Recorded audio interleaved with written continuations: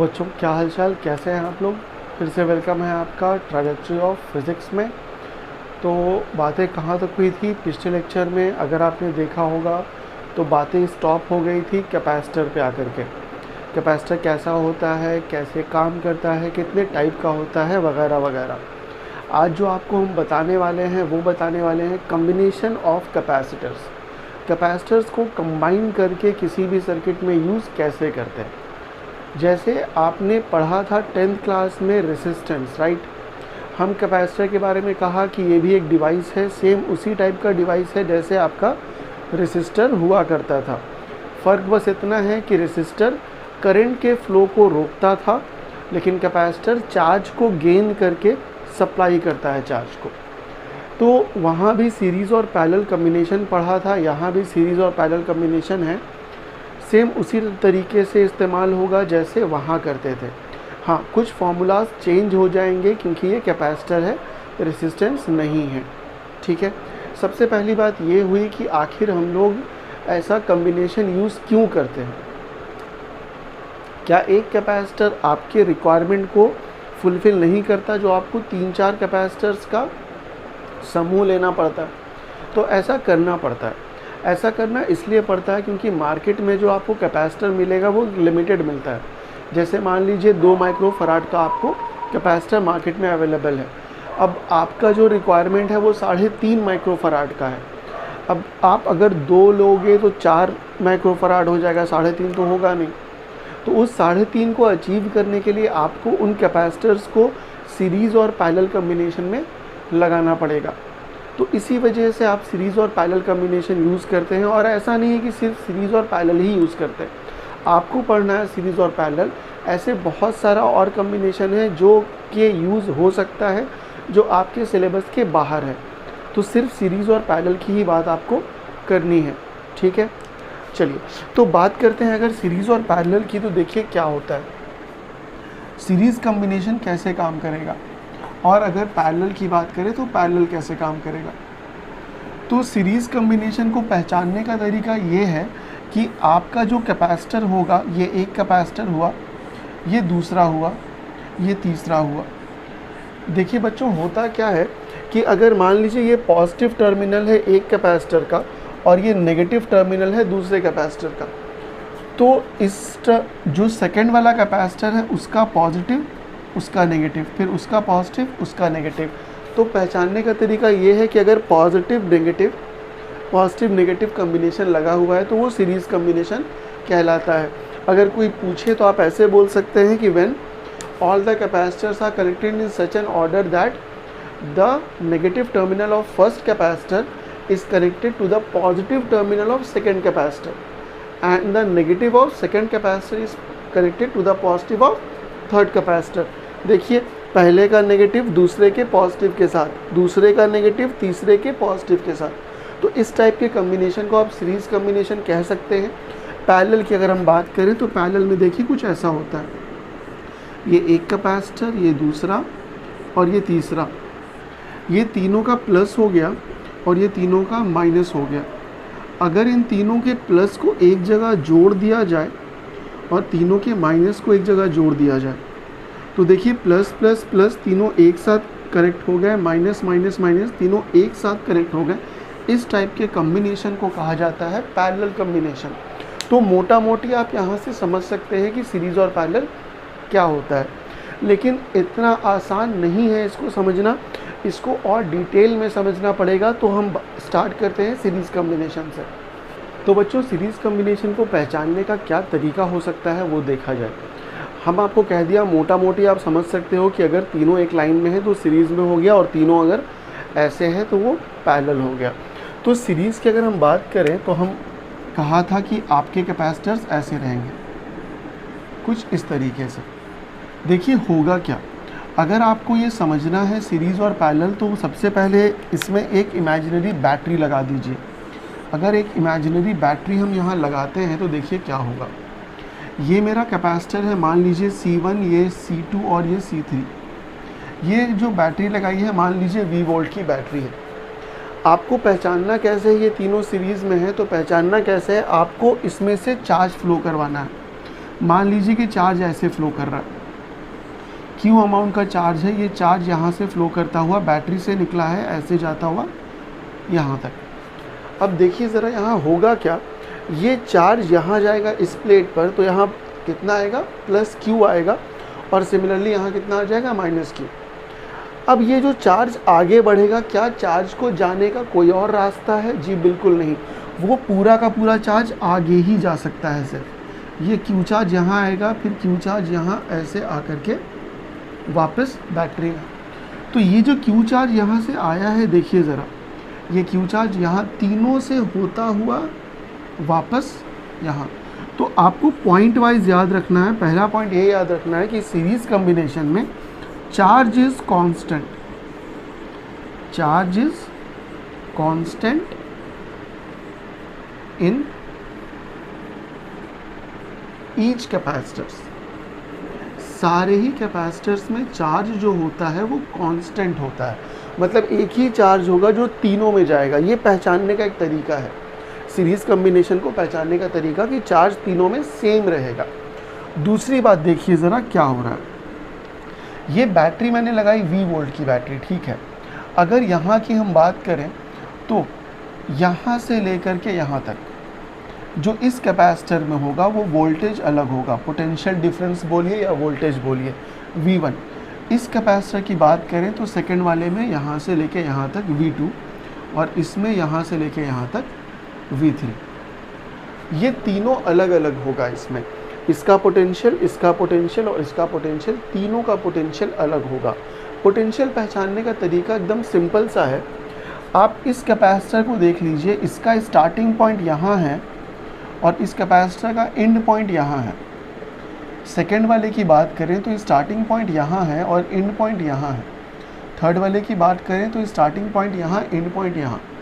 क्या तीनों का स्टार्टिंग पॉइंट और एंड पॉइंट अलग अलग है? जी बिल्कुल। अगर इसको A कह दें, B कह दें, C कह दें, D कह दें, तो इसका स्टार्टिंग पॉइंट A और एंड पॉइंट B, इसका स्टार्टिंग पॉइंट B और एंड पॉइंट C, इसका स्टार्टिंग पॉइंट C और एंड पॉइंट D। तो सबका स्टार्टिंग पॉइंट और एंड पॉइंट अलग अलग है, इसलिए हम कह सकते हैं कि तीनों का पोटेंशियल अलग अलग होगा। तो आप ये लिख सकते हैं कि potential will be different, potential will be different in all the capacitor, जितने भी सीरीज में लगे हुए हैं सब में पोटेंशियल विल बी डिफरेंट। और तीसरी बात जो होगी वो ये होगी कि जो आपका पोटेंशियल फाइनल होगा बैटरी का, ये V should be equal to V1 plus V2 plus V3, और जितना भी हो उससे मतलब नहीं। तो जितना भी पोटेंशियल अंदर में होगा सबको जोड़ दीजिएगा तो बैटरी के पोटेंशियल के बराबर हो जाएगा। तो ये 3 पॉइंट आपको याद रखना पड़ेगा अगर आप सीरीज कॉम्बिनेशन देख रहे हैं तब।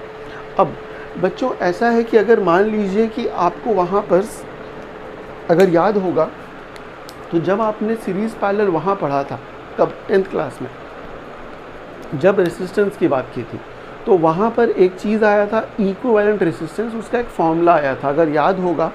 तो अगर ये R रेसिस्टेंस ले लेते हैं तो R1, R2, R3 तीनों को हटा करके एक लगाना था, उसको कहा था R इक्विवेलेंट, और उसकी वैल्यू आई थी R1 plus R2 plus R3।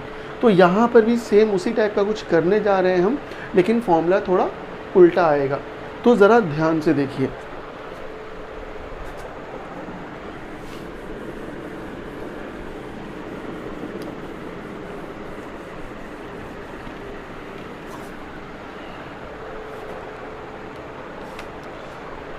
बच्चों हम आपको क्या कहा, हम कहा कि इसका पोटेंशियल V बराबर होता है V1 plus V2 plus V3, ठीक है, V1 plus V2 plus V3, ठीक है, V बराबर। अगर V1 की बात करें यहाँ पर, आप एक फॉर्मूला जानते हैं ना, Q बराबर होता है CV, तो यहाँ से V बराबर क्या हो जाएगा, V बराबर होगा Q बाई C, करेक्ट। तो अगर इसको V1 के लिए बात करें तो V1 बराबर कितना हो जाएगा, Q बाई C1, चार्ज तो सेम है तीनों में।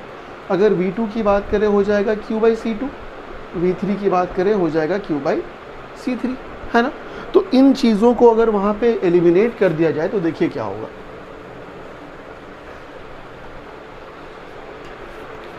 अगर हम बात किया V बराबर V1 plus V2 plus V3, V1 की जगह लिख सकते हैं Q बाई C1, V2 की जगह लिख सकते हैं Q बाई C2 और V3 के लिए हो सकता है Q बाई C3। V यहाँ से अगर Q को कांस्टेंट निकाल लिया जाए तो Q कांस्टेंट निकल गया 1 by C1, 1 by C2, 1 by C3। अगर इस Q को यहाँ कर दीजिएगा V by Q is equal to 1 by C1, 1 by C2, 1 by C3। अब देखिए ज़रा V को नीचे कर लेते हैं तो 1 by Q by V is equal to 1 by C1, 1 by C2, 1 by C3। देखिए Q बाई V को क्या लिखा जा सकता है? Q बाई V को लिखा जाता है 1 बाई CS। CS का मतलब क्या हो गया? CS का मतलब हो गया capacitance of series combination. CS का मतलब क्या हो गया? Capacitance of series combination. कहने का मतलब कि तीनों अगर सीरीज में है, अगर तीनों को हटा करके एक कैपेसिटर लगाना है आपको, अगर तीनों को हटा करके एक कैपेसिटर लगाना है तो ये कैपेसिटर किस कैपेसिटेंस का होगा? CS का होगा। और CS की वैल्यू क्या हो जाएगी? 1 बाई C1, 1 बाई C2 और 1 बाई C3। अगर ये 4, 5, 6, 7 जितना रहता 1 बाई C4, 1 बाई C5 करते चले जाते, कोई दिक्कत नहीं। आप अगर याद होगा 10th क्लास तो ये देखा लग रहा है ना, वहाँ पर इस टाइप का फॉर्मूला आया था पैरेलल कम्बिनेशन में। याद कीजिए पैरेलल में 1 बाई R इक्विवेलेंट बराबर 1 by R1, 1 by R2, 1 by R3 हुआ करता था। यहाँ फॉर्मूलाज उल्टे हो जाते हैं। वहाँ जो पैरेलल के लिए पढ़ा था वो यहाँ सीरीज़ के लिए इस्तेमाल होगा, और जो वहाँ सीरीज़ के लिए पढ़ा था वो यहाँ पर पैरेलल के लिए इस्तेमाल होगा। तो याद रखने वाली बात ये है कि अगर सीरीज़ कम्बिनेशन में हुआ चार्ज विल बी कांस्टेंट, पहला point, potential will be different, दूसरा पॉइंट। तीसरा पॉइंट बराबर कि total potential is equal to V1 plus V2 plus V3। Fourth point ये कह सकते हैं कि 1 by CS is equal to 1 by C1 plus 1 by C2 plus 1 by C3। बच्चों अब बात करते हैं हम लोग पैरेलल कम्बिनेशन की। देखो पैरेलल कम्बिनेशन में क्या करना है। तो अब जब पैरेलल कम्बिनेशन में है तो ये देखो क्या होगा। मान लो कि एक बैटरी यहाँ पे लगा दिया हम, एक इमेजिनरी बैटरी जिसका पोटेंशियल कितना है? V है। ठीक है, ये पैरेलल कम्बिनेशन में है। पहला पॉइंट क्या याद रखना है? पहला पॉइंट ये याद रखना है कि charge will be different. Charge will be different. उसमें क्या था? उसमें चार्ज सेम था, इसमें चार्ज डिफरेंट होता है। अब डिफरेंट कैसे होगा देखो ज़रा। अगर मान लो यहाँ से हम चार्ज फ्लो करवाते हैं पोटेंशियल, इस पोटेंशियल से चार्ज फ्लो करवाया, Q चार्ज यहाँ तक आएगा।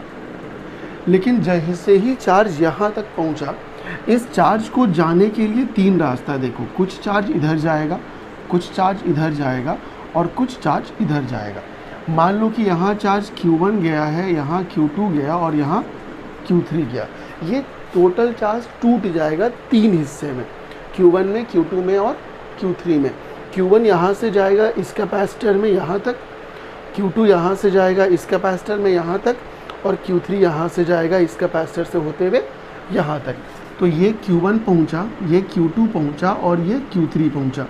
Q1, Q2 और Q3 तीनों मिल करके फिर से क्या बन जाएगा? Q बन जाएगा, है ना।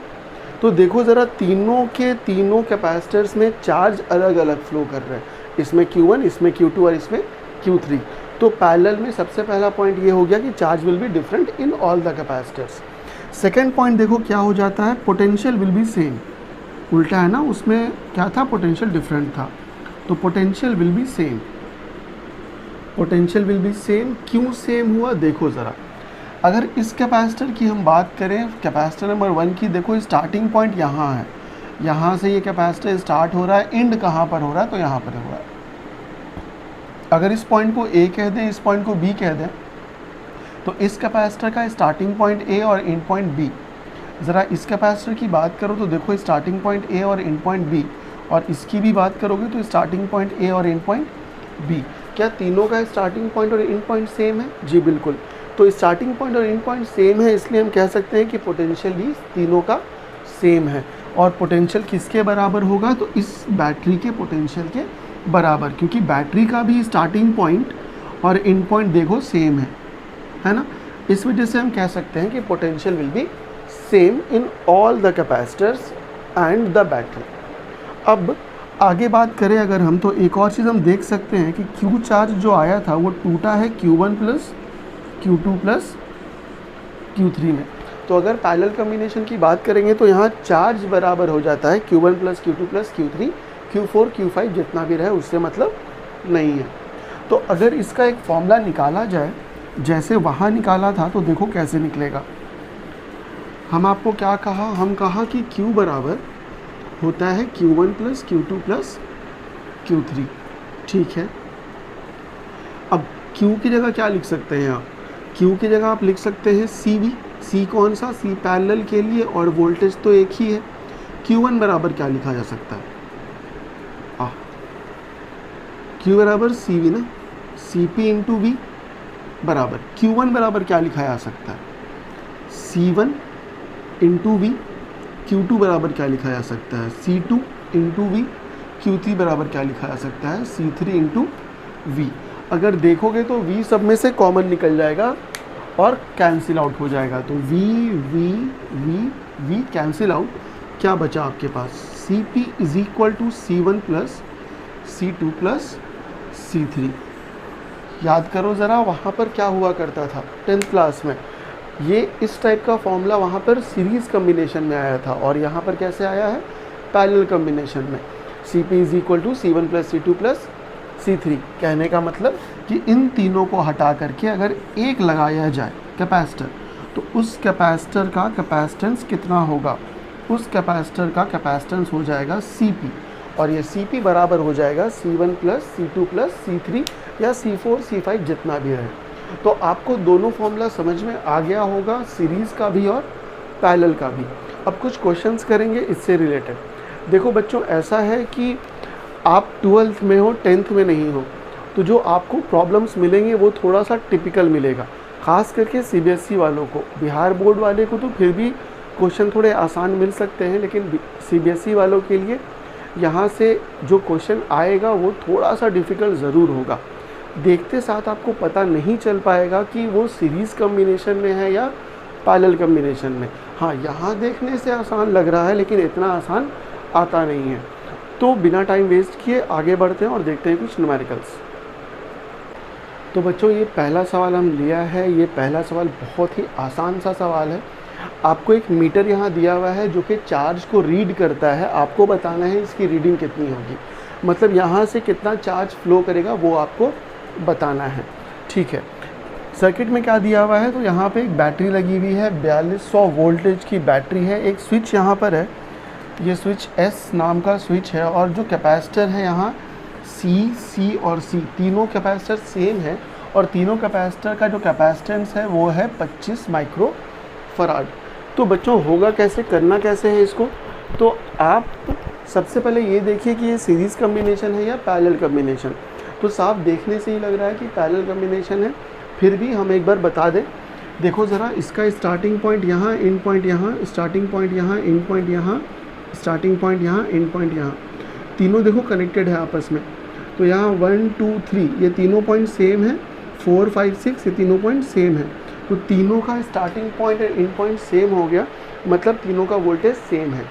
और चार्ज अलग अलग होगा, क्योंकि यहाँ से मान लो यहाँ से चार्ज Q फ्लो करवाया, ये Q चार्ज यहाँ तक तो आएगा, लेकिन Q चार्ज यहाँ से जाएगा, टूटेगा, Q1 यहाँ जाएगा, Q2 यहाँ जाएगा, Q3 यहाँ जाएगा, टूट जाएगा। तो चार्ज इज़ डिफरेंट, बस पोटेंशियल इज सेम, मतलब कि पैरेलल कम्बिनेशन। और पैरेलल कम्बिनेशन में क्या करते हैं हम, तो अगर तीनों को हटा करके एक लगाना पड़े, CP बराबर हो जाएगा C प्लस C मतलब 3C, और C की वैल्यू कितनी है, तो 3 इंटू C की वैल्यू है 25। तो आपका मतलब हो गया कि CP is equal to 75 micro farad. तो आप तीनों को हटा के अगर एक लगाना चाहें तो कितने का लगाना पड़ेगा, 75 माइक्रो फराड का। इसका एक इक्विवेलेंट यहाँ हम बना देते हैं। अगर एक बैटरी यहाँ लगा दें 4200 का, और एक लगा दें कैपेसिटर यहाँ पर, ये कैपेसिटर 75 माइक्रो फराड का, और ये बैटरी है 4200 की। अब तो आसान हो गया ना। अब सोचिए ज़रा, एक ही कैपेसिटर है और एक ही बैटरी, आपको V भी मालूम है और C भी मालूम है, आपको Q निकालना था। Q बराबर क्या होता है, CV होता है। C is equal to 75 into 42। तो अगर मल्टीप्लाई कर दिया जाए तो कितना हो जाएगा, 75 टू ज़ा 150, 150 का 0 हाथ मेरा 15, 75 4 ज़ा 300, 315 000 माइक्रो कूलम, करेक्ट। इतना माइक्रो कूलम का चार्ज यहाँ से फ्लो करेगा एम में से, दैट्स ऑल। तो बच्चों सेकंड क्वेश्चन में देखिए क्या लिखा हुआ है। सेकंड क्वेश्चन में ए और बी दो पॉइंट है आपके पास, ए और बी के बीच में आपको बहुत सारे कैपेसिटर्स दिखाई दे रहे हैं। आपको ये बताना है कि ए और बी के बीच में अगर एक लगाएंगे कैपेसिटर तो वो कितने कैपेसिटेंस का होगा। तो साफ साफ दिखाई दे रहा है। देखिए करना क्या है, तरीका हम बता रहे हैं। आप एक इमेजिन कीजिए ए और बी से एक बैटरी लगा हुआ। अगर ए और बी से एक बैटरी लगाते हैं तो चार्ज को फ्लो करवा के देखिए। अगर मान लीजिए यहाँ से क्यू चार्ज फ्लो करेगा, अगर क्यू चार्ज यहाँ से फ्लो करेगा, यहाँ आकर के ये टूट जाएगा Q1 में और Q2 में। तो देखिए इन दोनों के साथ क्या होगा। ये दोनों कैपेसिटर जो हैं आपके, एक में चार्ज Q1 जाएगा, एक में चार्ज Q2 जाएगा, क्योंकि दोनों में चार्ज अलग अलग है। और दोनों का देखिए तो स्टार्टिंग पॉइंट और एंड पॉइंट सेम है। इसका भी स्टार्टिंग पॉइंट और एंड पॉइंट ये है, और इसका भी starting point and point same है। तो दोनों का पोटेंशियल सेम होगा लेकिन चार्ज डिफरेंट होगा, मतलब दोनों पैरेलल कॉम्बिनेशन में है। अब देखिए Q1 चार्ज यहाँ से आएगा, Q2 चार्ज यहाँ से आएगा, मिलके फिर से क्या बन जाएगा, Q बन जाएगा। अब ये Q चार्ज आगे जाएगा, फिर से देखिए Q1 में टूटेगा और Q2 में टूटेगा। अगेन देखिए सेम इसी टाइप की चीज़ होगी, Q1 यहाँ जाएगा, Q2 यहाँ जाएगा, और दोनों का पोटेंशियल सेम, क्योंकि दोनों का starting point and point same.